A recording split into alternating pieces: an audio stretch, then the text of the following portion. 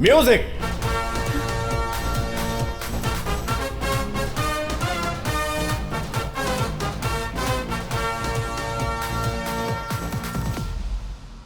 चले?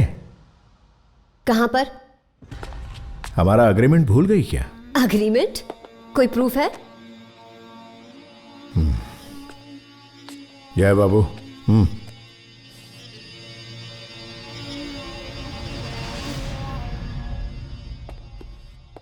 बंजारा हिल्स में वो जो विवादित जमीन है ना, जिसका मालिक अमेरिका में रहता है, सीता मैडम ने 50 करोड़ में वो जगह खरीद ली है।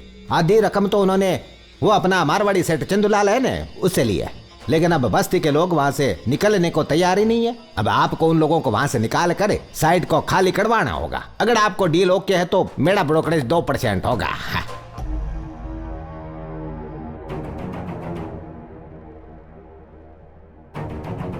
उसे अंदर बुलाओ। Hi Sita, nice to meet you.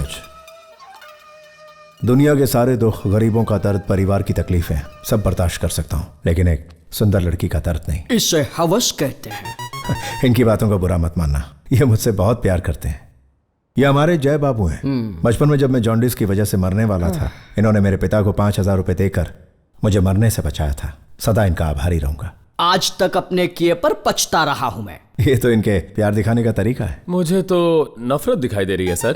अगर एक मनुष्य की हम लगातार तारीफ करते रहें तो वो सीखना बंद कर देता है। अरे इन जैसे निंदा करने वाले लोग चाहिए हमें, अगर लाइफ में तरक्की करनी हो।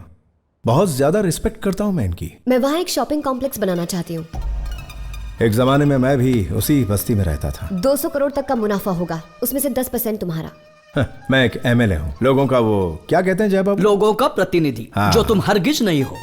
20%। जरूरत से ज्यादा दौलत हमें बर्बादी की ओर ले जाती है। मेरी हजारों करोड़ की संपत्ति बढ़ती जा रही है। तो क्या चाहिए? सौंदर्य। मेरी धर्म पत्नी सौंदर्य। मेरे सास ससुर अंधे थे, हर लड़का इसका रिश्ता ठुकरा देता था, कोई इसको पसंद ही नहीं करता था।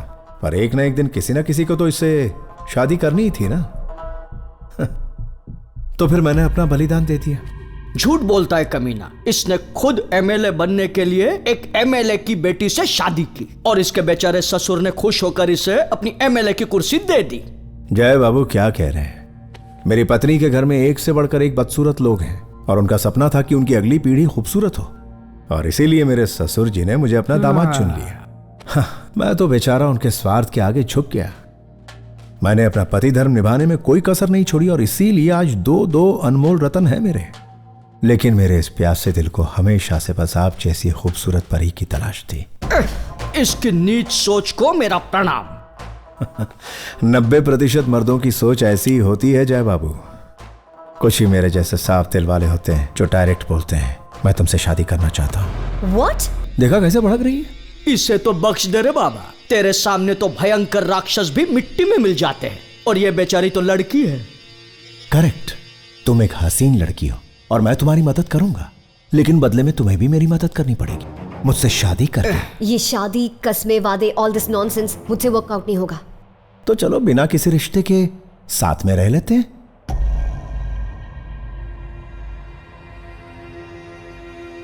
कितने टाइम के लिए? 1 year? बहुत ज्यादा है। 6 months? 1 month। डन। अग्रीमेंट तैयार कर जल्दी से। मैम, साइन करने के पहले एक बार पढ़ तो लीजिए।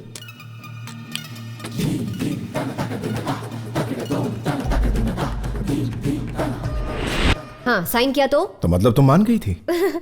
तुम जैसा भोंदू MLA कैसे बन गया? भोंदू? और ये भोंदू है या नहीं इस पर हम बाद में चर्चा करेंगे। अभी तुम डील की बात करो। उस वक्त मैंने डॉक्यूमेंट पढ़ा था क्या? तो क्या, उस पर साइन तो तुमने ही किया था ना? एक लड़की ने MLA से मदद मांगी और उसने फायदा उठाकर एक डॉक्यूमेंट साइन करवा लिया, और इस सब में उसकी बुढ़ी बीवी ने उसका साथ दिया। क्या कह रही हो? तुम किसे धमका रही हो? जिसने तुम्हारा काम करके दिया? हाँ, तो मांगी थी मैंने मदद, मुझे बस अपना काम निकलवाना था। तुम्हारी कमजोरी का फायदा उठाया। बिजनेस में ये बहुत कॉमन है, जाओ यहाँ से। मैडम आप रुको, मैं हैंडल करता हूँ। सर, कॉम्पनसेशन की रकम बताओ और इस मैटर को यहीं खत्म करो। अरे मैंने तो इसे डबल ऑफर दिया था, लेकिन इसके पास तो हजारों करोड़ों की जायदाद है। बहुत बड़ा आदमी है ये। सही कहा ना सर? बाप रे बाप, ये तो डमरू की तरह बजा रही है। तुझसे भी ज्यादा शानी निकली। है चुप। यह सब नाटक बंद करो। इस पर तुमने साइन किए हैं। अब चलो, मेरा दिमाग मत खिसकाओ। बाहर में गया एग्रीमेंट।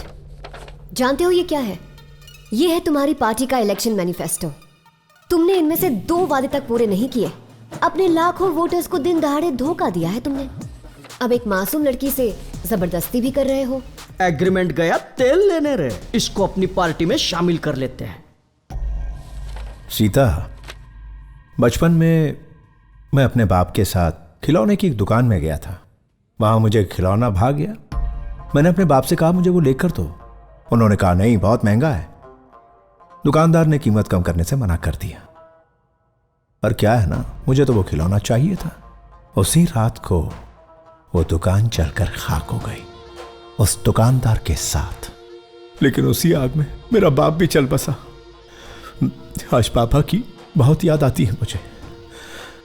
कुछ पाने के लिए मैं अपनों की भी बलि चढ़ा सकता हूं, लेकिन वो खिलौना मुझे मिल ही गया।